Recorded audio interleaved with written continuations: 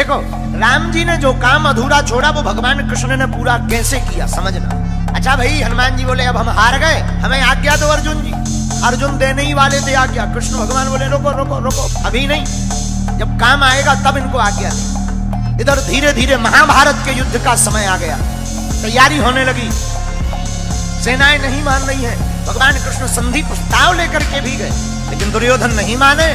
भगवान समझ गए अब युद्ध होगा, तो अर्जुन से कहा अर्जुन जी अब युद्ध के बिना काम नहीं चलना है, अब हनुमान जी को बुलाओ।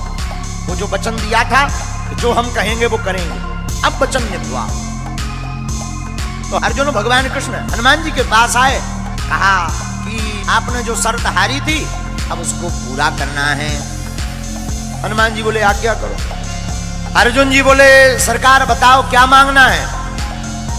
भगवान कृष्ण बोले अर्जुन राम अवतार में हमारा युद्ध इनके बिना पूरा नहीं हुआ था, और कृष्ण अवतार में भी हमारा युद्ध इनके बिना पूर्ण नहीं होगा।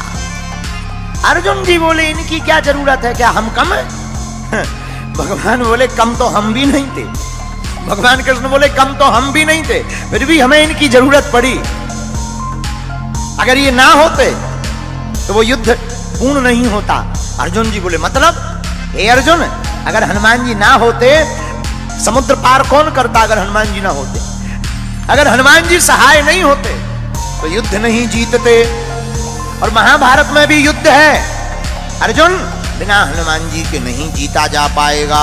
हनुमान जी बोले अब आज्ञा है, ठीक है, लेकिन हनुमान जी हाथ जोड़ के विनोद में बोले सरकार हम तो राम जी के चरणों में रहते हैं। भगवान कृष्ण बोले इस बार हमारे सिर पे रह लेना। देखो यही भगवान की दयालुता है। राम अवतार में जो राम जी के चरणों में हनुमान जी थे, पर यही कृष्ण अवतार में उल्टा हो रहा। कृष्ण अवतार में हनुमान जी कृष्ण भगवान के ऊपर ध्वज के ऊपर विराजमान है। अच्छा बोले महाराज और तो सब ठीक है, एक बात और। बोले क्या? हमारी एक आदत है। क्या? बोले युद्ध के बीच बीच में सत्संग सुनने की आदत है। अर्जुन जी बोले जय हो। हनुमान जी बोले क्यों?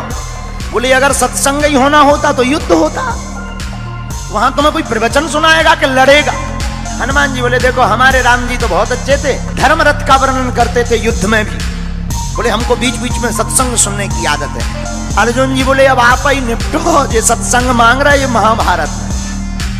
तो भगवान कृष्ण बोले कोई बात नहीं, आप हाँ बोलो, हम आपको सत्संग भी सुनाएंगे। अब हनुमान जी आए महाभारत में, रथ के ऊपर एक ध्वज लगाया, ध्वज के ऊपर हनुमान जी को स्थान दिया, इसलिए उस रथ का नाम ही कपिध्वज पड़ गया। और हनुमान जी विराजमान भय ध्वज पर। भीष्म महाराज जब अर्जुन के सामने लड़ने के लिए आए, भीष्म पितामह ऐसे बलवान योद्धा जिनके सामने अच्छे अच्छे लोग कांपते थे, महाराज भीष्म पितामह युद्ध करने आए और बाण मारे तो अर्जुन का रथ थोड़ा पीछे हो गए, लेकिन जब अर्जुन बाण मारे तो पीछे दूर गिर जाए। अर्जुन जी हंसकर बोले भगवान कृष्ण से नीचे देखो, नीचे अपना इतना जा रहा, उनका के देखो कितना पीछे जा रहा, नीचे देखो नीचे।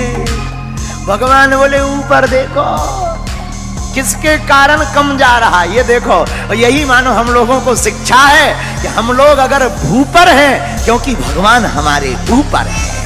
मानो भगवान कृष्ण कहना चाहते हो कि कोई भी काम बढ़िया हो जाए तो ये मत देखना कि तुम्हारा पुरुषार्थ है, तुम्हारे जो ऊपर है खेल तो उनका होता है।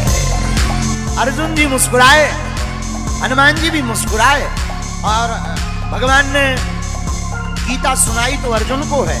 हमारा ऐसा मानना है तो अर्जुन के मोह का बहाना था, पर गीता तो हनुमान जी को सुनाना था। एक बात, अर्जुन जी ने अपने रथ की लगाम भगवान के हाथ में दे दी। ये ज्ञानवर्धक बात है। अपनी जिंदगी की लगाम जो भगवान के हाथ में सौंप देता है, वो कितना भी महाभारत जैसा युद्ध हो जीत करके ही बाहर निकलता है। जो भक्त अपनी मन की लगाम परमात्मा को, गुरु चरणों को दे देता है, वो जीत करके ही आता है। लेकिन जो लगाम खुद पकड़ लेता है वो हार जाता है। बोलो सीताराम।